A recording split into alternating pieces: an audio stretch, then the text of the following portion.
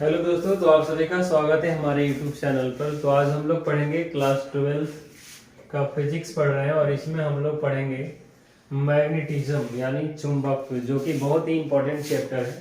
और इसमें हम लोग 4 टॉपिक पढ़ेंगे, यानी 4 टॉपिक इसमें पढ़ना है। और फर्स्ट टॉपिक हमारा है magnetic force and magnetic field, यानी चुंबकीय बल और चुंबकीय क्षेत्र। दूसरा टॉपिक हमारा है इलेक्ट्रोमैग्नेटिक इंडक्शन, जिसको शॉर्ट में EMI भी कहते हैं, यानी विद्युत चुंबकीय प्रेरण। तीसरा टॉपिक है अल्टरनेटिंग करंट यानी AC, जिसे प्रत्यावर्ती धारा कहा जाता है हिंदी में। तो यह वीडियो हिंदी मीडियम वालों के लिए है, इसलिए इसमें हिंदी लिखा गया है। तो ये तीनों टॉपिक हमारा बहुत ज़्यादा इम्पोर्टेंट है। इन तीनों टॉपिक से बहुत ज़्यादा सवाल बोर्ड में पूछे जाते हैं। और जो हमारा चौथा टॉपिक है मैग्नेटिक प्रॉपर्टी ऑफ सब्सटेंस, यानी चुंबकीय पदार्थ का गुण है इसका हिंदी। तो इन सभी टॉपिक को हम लोग देखेंगे। तो आज हम लोग पढ़ेंगे इसमें magnetic force and magnetic field, इसी चैप्टर से स्टार्ट करेंगे। तो चलिए इसको जल्दी से लिख लीजिए और हम देखते हैं कि मैग्नेटिक फोर्स क्या होता है और मैग्नेटिक फील्ड, यानी इसमें आज चुंबकत्व के बारे में बात होगा कि मैग्नेटिज्म है क्या, मैग्नेटिज्म की खोज कैसे हुई, इन सभी चीजों को इसमें देखेंगे। तो जल्दी से इसको राइट डाउन कीजिए। चलिए, तो हम लोग इसमें फर्स्ट टॉपिक पढ़ना स्टार्ट करते हैं, magnetic force and magnetic field.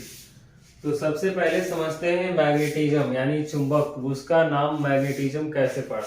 तो चुंबक का खोज मैग्नेशिया में हुआ है, इसीलिए उसका नाम मैग्नेट पड़ा है, यानी मैग्नेट, मैग्नेशिया से ही हमारा नाम पड़ा है मैग्नेट। और मैग्नेट मतलब हो गया चुंबक। तो यह हमारा चुंबक का छोटा सा नाम हो गया कि चुंबक का नाम मैग्नेट तो कैसे पड़ा। और चुंबक का खोज मैग्नेशिया में हुआ है, इसीलिए इसका नाम मैग्नेट पड़ा।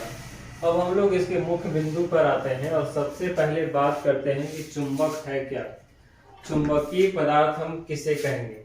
तो वैसा वह पदार्थ जो लौह अयस्क को अपनी ओर आकर्षित करता है या विकर्षित करता है, उसे क्या कहते हैं, चुंबकीय पदार्थ कहते हैं। क्या कहते हैं उसको, चुंबकीय पदार्थ कहते हैं। कि चुंबकीय पदार्थ है क्या, तो वह पदार्थ जो लोहांश की अपनी ओर क्या करता हो, आकर्षित करता हो, यानी जिसमें लोहा का गुण पाया जाता हो, उसको अपनी ओर खींचता हो या विकर्षित करता हो। आकर्षण या विकर्षण दोनों हो, तब वो क्या हो जाएगा, चुंबकीय पदार्थ। अब हम समझते हैं कि आखिर चुंबक में क्या क्या होता है। तो देखिए, मान लीजिए हमारा एक कोई चुंबक है, क्या है, कोई एक चुंबक है, और इस चुंबक में 2 ध्रुव होते हैं। कितने ध्रुव होते हैं, 2 ध्रुव होते हैं। यानी एक नॉर्थ पोल और दूसरा होता है साउथ पोल, यानी पोल, क्या पोल।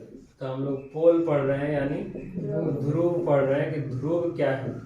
तो चुंबक में हम सबसे पहले समझे 2 ध्रुव है, लेकिन हम उससे भी पहले समझते हैं कि हम ध्रुव कहेंगे किसको, ध्रुव कहेंगे किसको। तो ध्रुव का सिंपल सा डेफिनेशन है कि चुंबक का वह स्थान जहाँ पे चुंबकीय गुण सबसे अधिक पाया जाता हो, चुंबकीय बल का मान सबसे अधिक लगता हो, उस बिंदु को ही क्या कहा गया है, ध्रुव। उस बिंदु को, उस चुंबक का क्या कहते हैं, ध्रुव। तो ध्रुव क्या है, तो चुंबक का वह भाग जहाँ पे चुंबकीय बल सबसे अधिक लगता है, उसे क्या कहते हैं, चुंबक का ध्रुव कहते हैं, यानी पोल कहते हैं।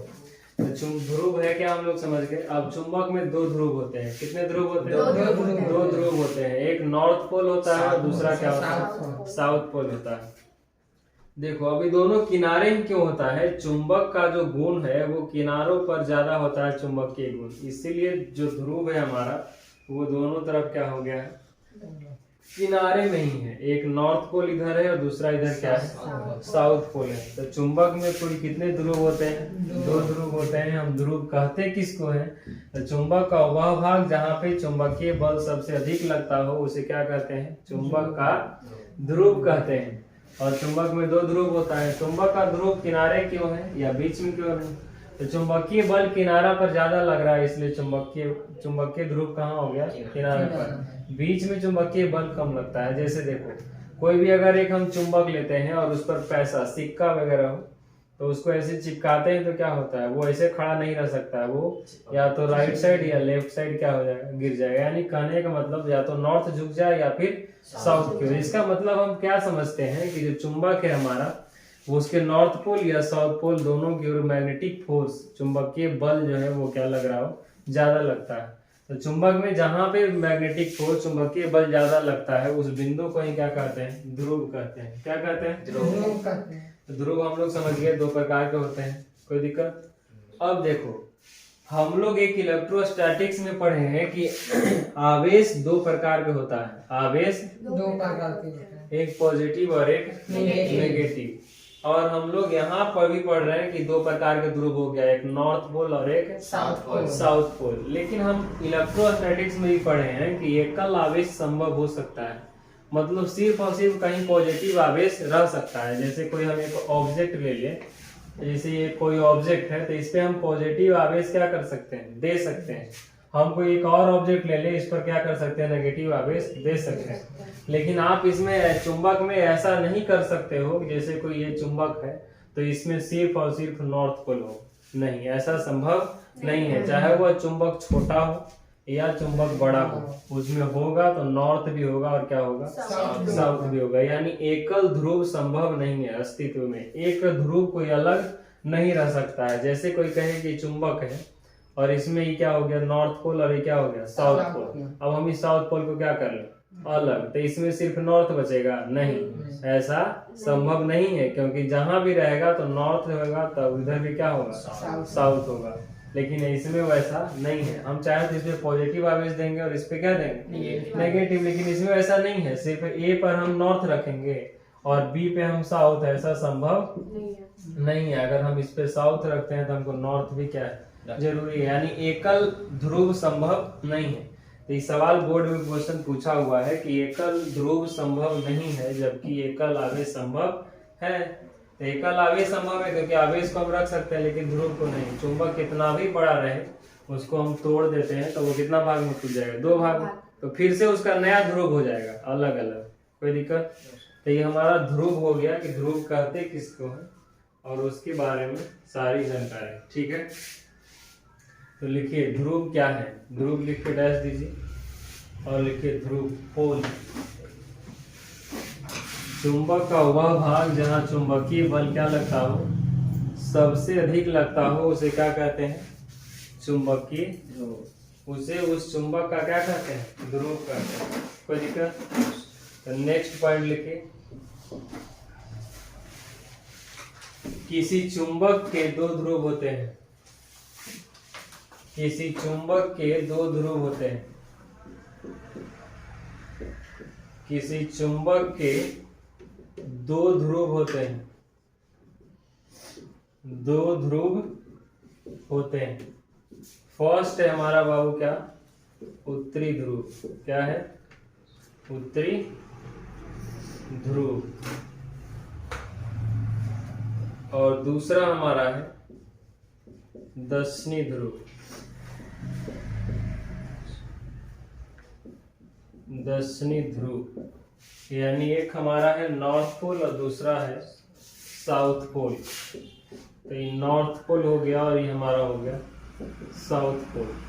तो चुंबकीय ध्रुव हम देखें कि 2 प्रकार के होते हैं, कितने प्रकार के, 2 प्रकार के। हम इसमें और लिख सकते हैं, नेक्स्ट पॉइंट एरो देके आप लोग लिखते चलिए कि चुंबक के ध्रुव को अलग हम नहीं कर सकते हैं, चुंबक के ध्रुव को,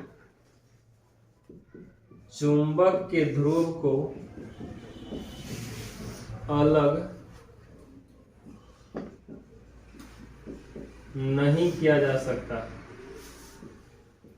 चुंबक के ध्रुव को अलग नहीं किया जा सकता।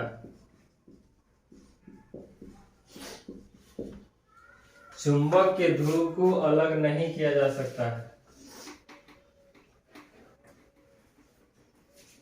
नहीं किया जा सकता है, कोई दिक्कत, समझ गए बात को। यानी चुंबक के ध्रुव को हम अलग नहीं करेंगे। कोई भी चुंबक, मान लीजिए चुंबक है, अगर इसका नॉर्थ पोल है, क्या हो जाए, साउथ पोल, अब इसको अलग कर देंगे तो इसमें दो अलग हो गया, नॉर्थ साउथ, और इसका फिर अलग हो जाएगा नॉर्थ और साउथ। इसलिए हम चुंबक के ध्रुव को कभी भी अलग नहीं कर सकते हैं। तो एक पॉइंट और लिखिए नेक्स्ट एरो दे करके, एकल आवेश अस्तित्व में संभव है। एकल आवेश का अस्तित्व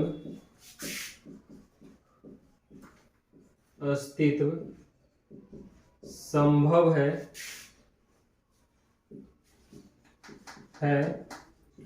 लेकिन एकल ध्रुव का अस्तित्व संभव नहीं। यानी हम एकल आवेश रख सकते हैं लेकिन एकल ध्रुव को हम नहीं रख सकते हैं। यानी नॉर्थ पोल सिर्फ नहीं होगा, जब भी होगा तो क्या होगा, दोनों एक साथ होगा। तो इसको जल्दी से लिखिए और फिर हम लोग फिर इस पे बात करते हैं। चलिए तब हम लोग समझते हैं दो पॉइंट यहाँ पे, चुंबक की ज्यामितीय लंबाई और एक चुंबक की लंबाई। तो समझिए यहाँ ध्यान से, मान लिया हम एक चुंबक ले लिए हैं, ये क्या है मेरा एक चुंबक है, क्या है ये चुंबक। तो ये चुंबक का जो हमारा वास्तविक लंबाई होगा, चुंबक का क्या होगा, वास्तविक लंबाई, यानी चुंबक के कुल लंबाई को, यानी देखने में जैसे इतना लंबा दिख रहा है ना, तो इस चुंबक का हमारा क्या हो गया, कुल लंबाई।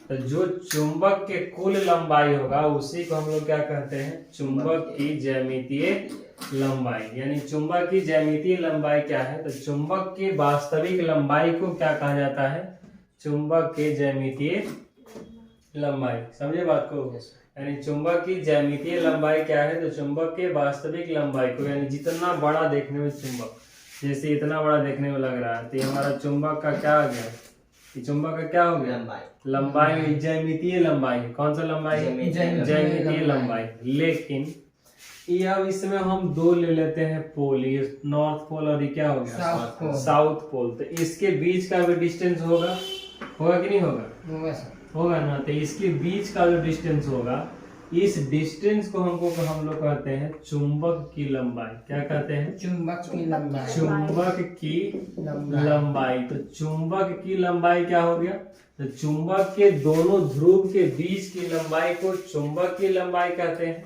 और चुंबक के वास्तविक लंबाई को क्या कहते हैं, चुंबक की ज्यामितीय लंबाई कहते हैं। कोई दिक्कत, तो सीधा सा पॉइंट लिखिए और एरो देकर लिखिए पॉइंट। किसी चुंबक के कुल लंबाई को, किसी चुंबक के कुल लंबाई को,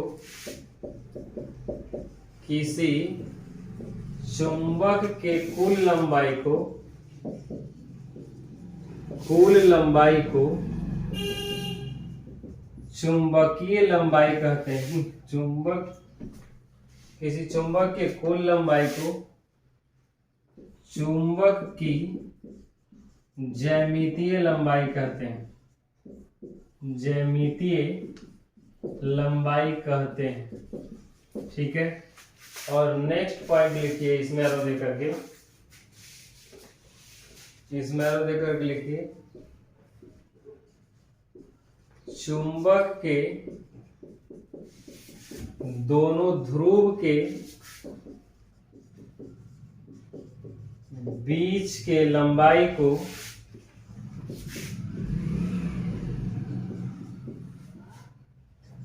चुंबक की लंबाई कहते हैं, चुंबक की लंबाई कहते हैं। इसको लिख लीजिए, चुंबक के दोनों ध्रुव के बीच के लंबाई को क्या कहते हैं, चुंबक की लंबाई कहते हैं। तो दिक्कत, समझ गए।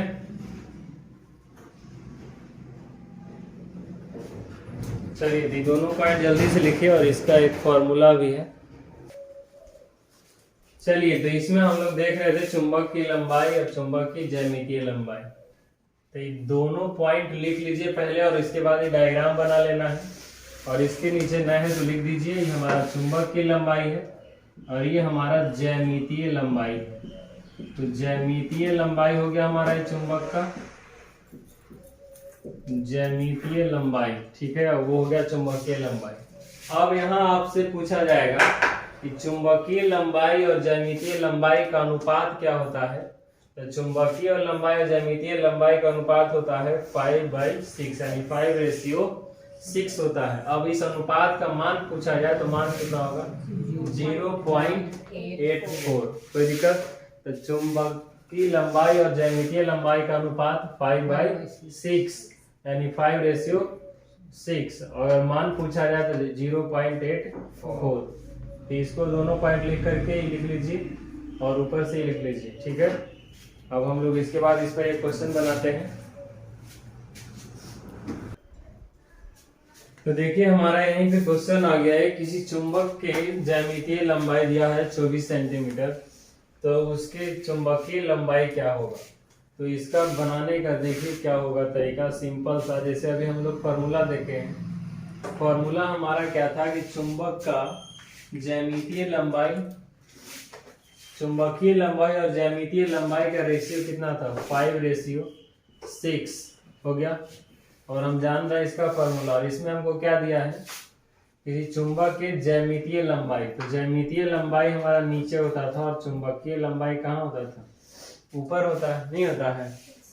तो चुंबकीय लंबाई हो गया और ये क्या हो गया ज्यामितीय लंबाई। तो ज्यामितीय लंबाई कितना दिया है 24 सेंटीमीटर, कितना दिया है 24 सेंटीमीटर। और ऊपर क्या हो गया चुंबकीय लंबाई। तो चुंबकीय लंबाई तुमको ज्ञात करना है, तो हम चुंबकीय लंबाई और ज्यामितीय लंबाई का अनुपात जानते हैं इतना होता है। इसको क्रॉस मल्टीप्लाई कर दीजिए। अगर हम इसको x मान लेते हैं ये हमारा 6x हो जाएगा, और ये हो जाएगा कितना 120, कितना हो जाएगा 120। तो कट जाएगा 20, कट जाएगा ना, यानी x इक्वल टू कितना हो गया 20 सेंटीमीटर। अब x हमारा क्या है चुंबकीय लंबाई, क्या है तो चुंबकीय लंबाई कितना हो गया, चुंबकीय लंबाई कितना हो गया जी 20 सेंटीमीटर। कोई दिक्कत, समझ गए सवाल को। तो इस प्रकार से शॉर्ट तरीके से ऐसा सवाल अगर पूछा जाता है एग्जाम में तो बनाएंगे, ठीक है। तो इस चैप्टर में हम लोग आज पढ़े चुंबक के बारे में और चुंबक के ध्रुव के बारे में, और उससे जो भी लंबाई है ज्यामितीय लंबाई, चुंबकीय लंबाई, और उस पर एक क्वेश्चन देखे हैं। तो अब मिलते हैं हम लोग नेक्स्ट वीडियो में। Thank you.